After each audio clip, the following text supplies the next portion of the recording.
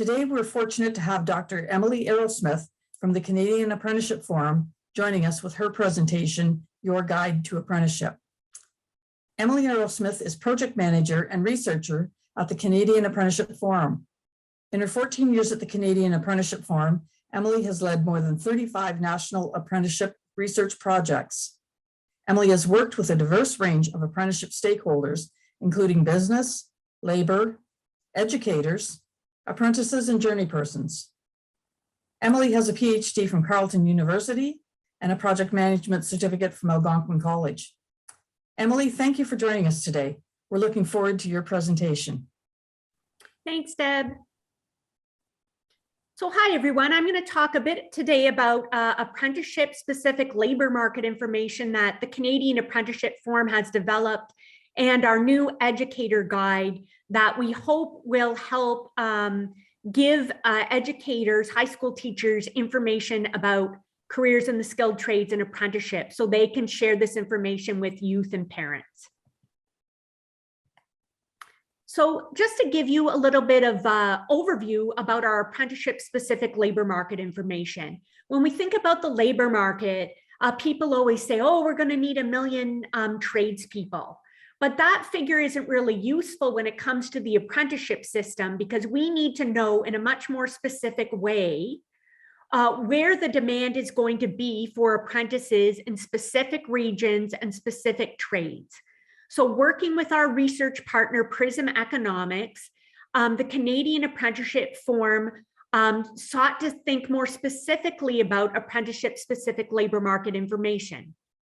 So we look at labor market information in key trade sectors. So we look at the information that comes from BuildForce.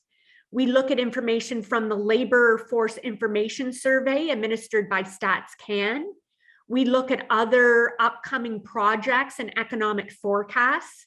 And then we think about apprenticeship registration rates and apprenticeship completion rates.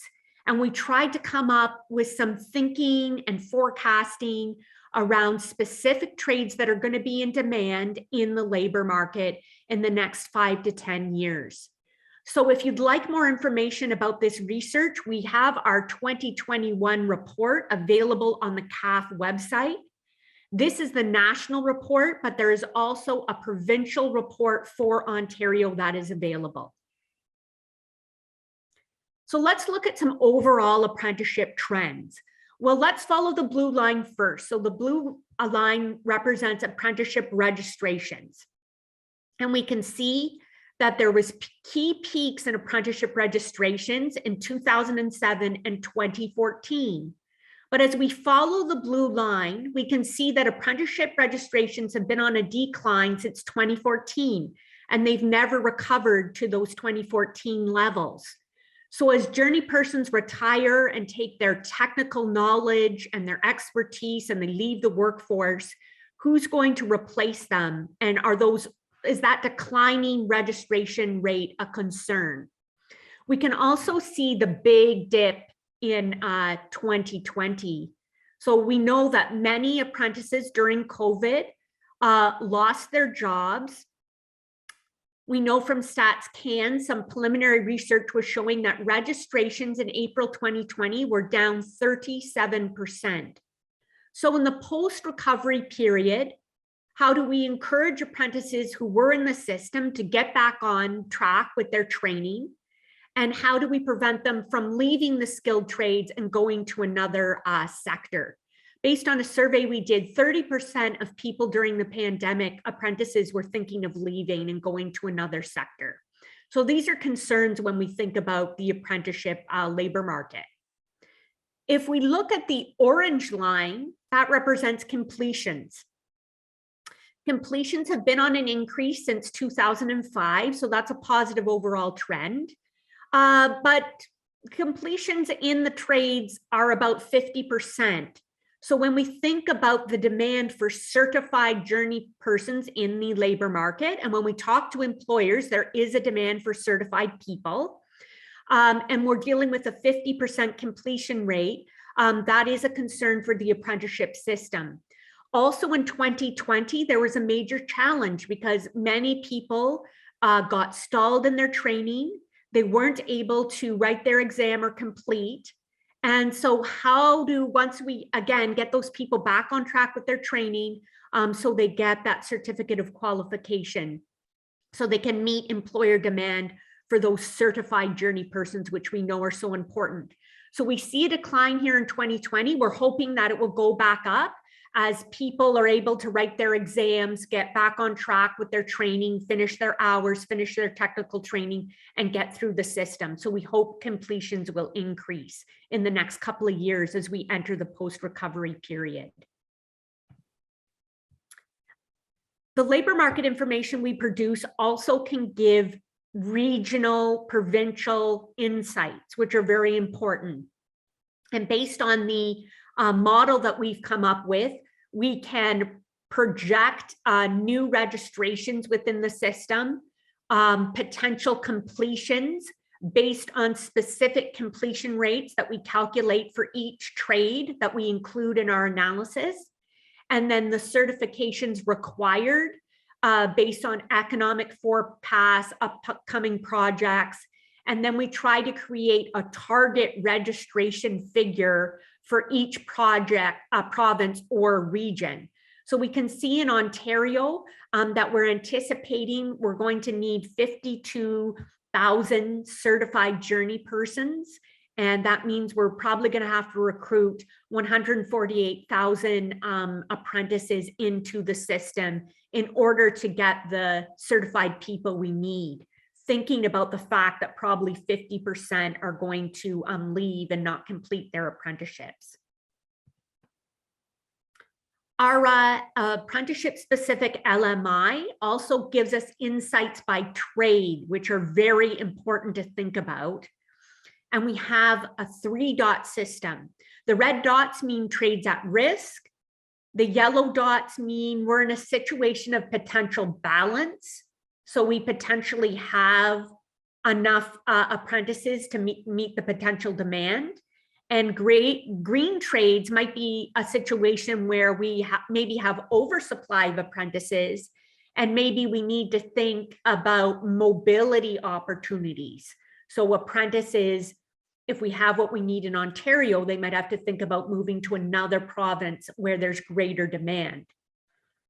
So we can see in the province of Ontario that there are some red dot trades where we're not training enough apprentices to meet the current demand. So in Ontario, those would be boilermaker, bricklayer, carpenter, cook. And you might wonder why cook. So many cooks have lost employment during COVID, but we're anticipating in the post-recovery period when people start going back to restaurants, there's going to be a heightened demand for cook apprentices again. We can also see in Ontario, heavy-duty equipment technician, industrial mechanic, millwright, and welder are additional trades in Ontario where we feel like we're right now, based on forecasts, we're not training enough apprentices to meet the demand.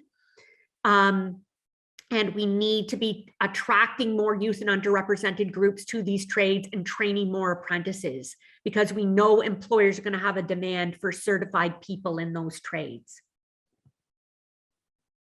It's also important to think about the impact that COVID has had on apprenticeship. So when we looked at that registration line, we could see that since 2014, it's been on a decline. And COVID has made this even more complicated and difficult. We remember when we saw the chart, there was the big dip in 2020, registrations are down 37%.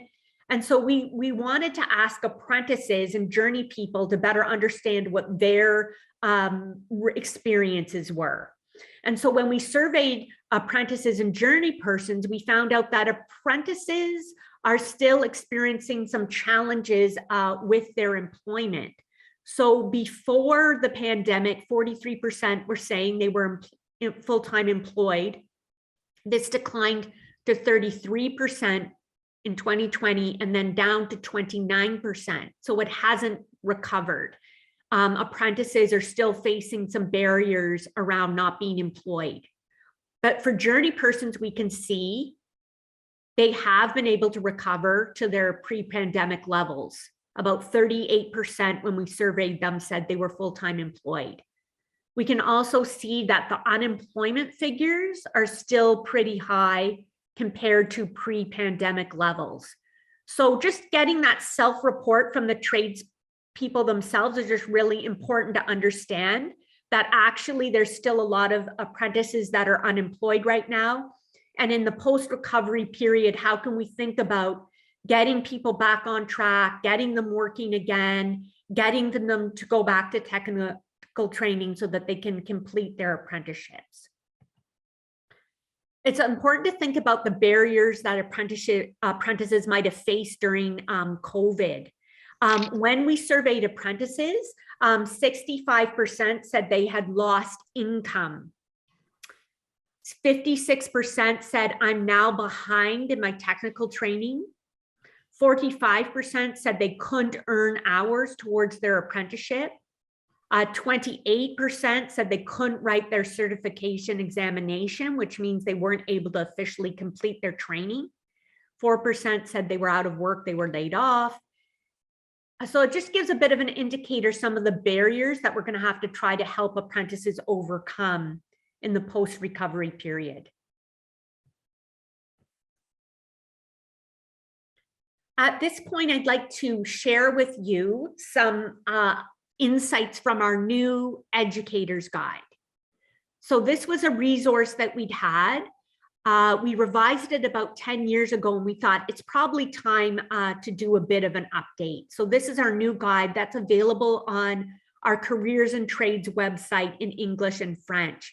And when we think about supply and demand and the apprenticeship labor market, we have to think about educators and the fact that most of them are university educated, and they might not know a lot about apprenticeship and careers in the skilled trades.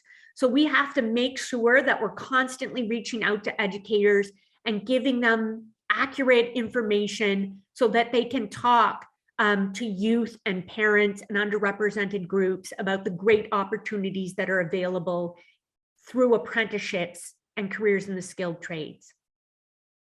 So why did we want to revisit the guide? Well, we know from our own research that skill shortages are a huge issue. Journey person retirements are really driving the demand for certified journey people in the skilled trades workforce. So we need to keep attracting youth and underrepresented groups to the skilled trades. We know that lack of awareness continues to be an ongoing issue. Results from the National Apprenticeship Survey indicated that most people who ended up as apprentices did not know about apprenticeship at high school, and they were not thinking about pursuing an apprenticeship at high school. So we need to create greater awareness about these career options. We also did a survey with 1,000 immigrant parents that showed that immigrant parents still had negative attitudes towards careers in the skilled trades. So this really indicated to us the need for ongoing outreach and explanation of what apprenticeship is and what the benefits are to this career pathway. We also did consultations with 500 apprenticeship stakeholders, and we also consulted with high school educators. And we said, is there an ongoing need for an educator's guide, and what would you like to see? And they told us that, yeah, we have a lot of great local initiatives and trade-specific initiatives that go on in our communities, but there is a need for common and consistent messages about apprenticeship. And if you provide us with an overview, it's a great supplement to the hands-on learning opportunities that we're offering at the community level. They wanted us to summarize key data and facts in one place. They wanted us to create resources for diverse educators and partners. These might include essential skills practitioners, people who do work around literacy, high school teachers, guidance counselors, science and math teachers. So it's got to be usable by a diverse group of people. They also explained to us the importance of presenting information in a variety of different formats. So within the guide, just to give you a sense of what some of the key components of the guides are, we did explain to educators right up front the variety of resources that we have available to them. Educators said to us, it's very important that you feature journey people sharing their own stories, because there's nothing as powerful as someone who has gone through the apprenticeship system and is sharing in their own words their journey about what the benefits were and how they got into an apprenticeship. So we have a whole series of journey person videos on our Careers and Trades website. We also have short 2-minute videos that explain what apprenticeship is, what the benefits are, and how you can make the most of your apprenticeship. And we know that teachers use these in the classroom all the time to give youth a bit of an overview. Educators said, we went to university, we don't understand some of the key components of what an apprenticeship is and what are the key terms. So we devoted 2 sections to kind of explaining and providing a bit of an overview of what apprenticeship is. Now, every province and territory in Canada is different, and they have different rules and requirements, but this is just a high-level overview. And then the educator, once they have the high-level overview, will be more knowledgeable when they go to their province and try and figure out the provincial specific information. Educators really encouraged us to think about different pathways into apprenticeship. So many people enter apprenticeship after pursuing a pre-apprenticeship or a trades diploma. Some enter it as a second career.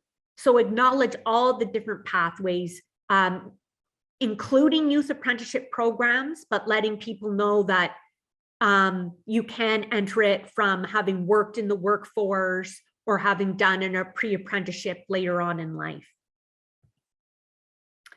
These 2 sections were very important. Educators wanted to know, why would a learner want to pursue an apprenticeship? And immigrant parents made some assumptions about apprentice learners, which really weren't accurate. So in this section, we really wanted to share, people who want to be apprentices, they want to be skilled trades professionals. They want to be experts in their trade. They want to mentor and give back to the next generation by being able to mentor and teach other apprentices once they become journey persons. They want to help people in their communities. We also wanted to talk in more detail in this version of the guide about the career advancement opportunities in the skilled trades. There's so many opportunities for professional development. If you want to, you can go on and learn about the latest technology, but you can also get training related to pursuing like a business degree or a business diploma. The opportunities are really endless. And many people who start off as apprentices end up becoming managers, supervisors, forepersons, or even owning their own business. We discussed some of the key benefits of apprenticeship and outline those for educators, including the opportunity to work with the latest cutting edge technology. And we describe some attributes which might appeal to some learners, but we also point out, hey, if you don't have all these skills right now, that's okay, because we grow and develop skills over time, and you can learn these things through programming and training. So we partnered in creating this educator guide, we partnered with Skills Canada.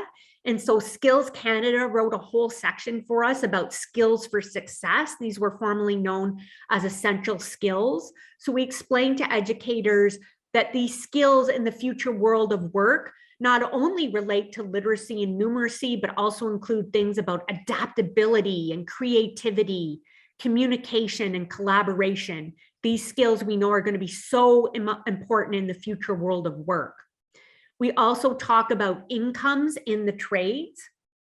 Most tradespeople earn $60,000 per year, but this really varies by trade. And so some trades, journey persons might earn $100,000 a year, And then as they progress in their careers and take on different positions, the income increases. So there's a really good pay if you pursue a career in the skilled trades. We end by talking about the demand for skilled tradespeople, just letting educators know there are a lot of opportunities in the skilled trades to get amazing career opportunities. And then we describe for educators some of the key financial supports. We end the guide with some hands-on activities that teachers could use in the classroom to make the link for learners that skilled trades does involve science and math.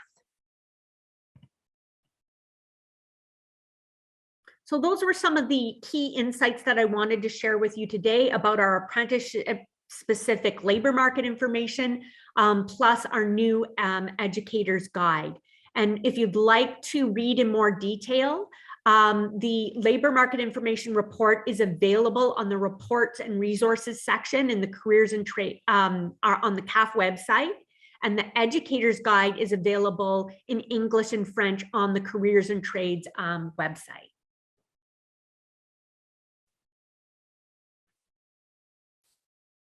Wonderful. Thank you so much, Emily. This was a great presentation. We do have some questions that are coming in through the chat. And the first question that I have for you is, why is the completion rate so low? Any idea why that would be the case? Yeah, so we know that low completion rates persist in the system. Some of the challenges that apprentices have communicated to us are not getting maybe released to go back to their technical training by the employer, not wanting to go back to the technical training to complete because they don't want to go on in employment insurance because they have, you know, a mortgage or children. They have a lot of financial responsibilities, essential skills gaps. So struggling with the technical training part, even though we know colleges have amazing essential skills upgrading and tutoring, some people struggle or have anxiety about that. And then another barrier would be that multiple choice test. Sometimes that format doesn't work for apprentice learners who are more hands-on. It's 150 questions. It's like a 3 to 4 hour test. Some people find that a bit intimidating. And so those are some of the common barriers for apprentices. Okay. A somewhat related question is, in Ontario, we have the Ontario Youth Apprenticeship Program, or OYAP, in the schools. These participants have to register as apprentices, but it's my understanding that many do not continue in an apprenticeship. When you calculate the completion percentages, do you separate out the registrations of the OYAP participants to get a less skewed number, or might they be included in some of the numbers in Ontario? They could be, because how we calculate the completion rates is we take the data from the provinces and territories. And if the Ontario Youth Apprenticeship folks are in those numbers that are provided by the province, they would be included in the completion rate figures that we calculate. We use a specific economic formula. And so whatever what is in the provincial data will be in our data. Okay. Yeah. Thank you. So one of the earlier points that you made was that we need a substantial number of apprentices coming into the system in order to get those completions that we need to be able to replace journey persons who are leaving. What do you think could be done to try and get more people into apprenticeship? Definitely, I think our work with the educator's guide is very important, because a lot of high school teachers just don't understand what it is. And so they're not letting potentially high school students who would be really interested in a hands-on learning opportunity. The educators just don't know what it is. So there's definitely a lack of awareness at the high school level. And we work closely with teachers to try to give them the resources they need so that youth and parents can know about it. But in the immigrant parent survey, we also learned parents are the #1 influencer. And a lot of immigrant parents, especially, there's a lot of outreach work we need to do there because they just had very negative perceptions of these careers. And so we have to kind of work with them to let them know, oh no, the skilled trades are not like that. It's not dead end. It is a real education. There's so many opportunities of things you can do. So I think it's just getting the message out to the parents that these are very valuable career opportunities. And then offering youth hands-on learning opportunities. I know sometimes in some communities that can be a real challenge, but that is really the greatest way to get youth interested and get their interest piqued is through like a hands-on learning opportunity that they can pursue either in a trades classroom or in some communities, students can actually go to college and work in the trade shop. So creating those hands-on learning opportunities for high school students are very, very important to getting them interested. Great, thank you. So I know on your website, you've got both labor market information pieces, as well as things like the new educator's guide. Are those available for people to be able to download free of charge, or do they need to be a member of the Canadian Apprenticeship Forum? And how does that work? The LMI for 2021 is free, and so is the educator guide. Okay, great. So thank you. And my final question for you is, with the impact of the pandemic, do you think we'll be seeing some of those apprentices that had started and then lost their job during the pandemic? Will we be seeing them come back into apprenticeship training, or are we in danger of losing them because of that disconnection with the labor market? Okay, so we surveyed apprentices and we asked them, how committed are you to continuing on with your training? And about 70% said they were very committed or committed, and about 30% aren't sure. Okay. So we hope to attract them back, but we probably will lose some people because they've just gotten so discouraged because they lost their jobs. Okay, thank you. We got a couple more questions that in the chat here, so I wanted to get to which charts are the most valid for students now in pre-apprenticeship? Sorry, what? The question was, which charts are the most valid for students now in pre-apprenticeship? So which numbers should they be looking at as far as where their opportunities are, I think? I think any trade where there's a red dot, that's where we're seeing that there's just huge demand for that red seal, that certified journey person. And there's just not enough people in the system to meet the employer demand. So, you know, boiler maker, bricklayer, welder, industrial mechanic, millwright, these are the trades where we're just seeing that there's a lot of demand among employers and there's not enough people in those trades to meet the demand. So I think that's what I would focus on. And that's why we created the 3-dot system, just to make it really straightforward for folks. So those would be the numbers I'd be thinking about. But also I think you just need to follow your passion and what appeals to you as well. Like it just can't all be based on labor market information. You have to love what you're doing. But I think it does provide some valuable guidance about where we think future demand is going to be. Okay, and we can't leave the conversation without the question of what effect or impact will the changes to the Ontario College of Trades have on the industry or trades? Any comments on that? I know that was also a political decision in Ontario, so you may or may not be able to comment on that. Just the continuity, like I'm just that when they make the change, how do we keep the continuity in working together to get those common messages out about apprenticeships, what they are, what are the positive benefits.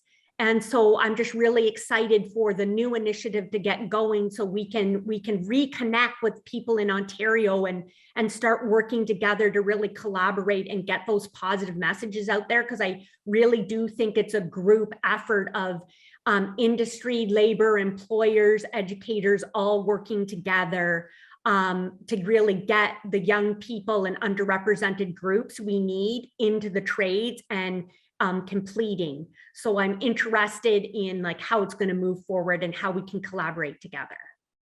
Wonderful. Well, thank you so much, Emily, and thank you to all of the attendees for today's questions. Emily's contact information is available to you, and she is open for further connection. So if you do wish to connect with the Canadian Apprenticeship Forum to ask about further presentations and information, please contact Emily directly or the Canadian Apprenticeship Forum about that.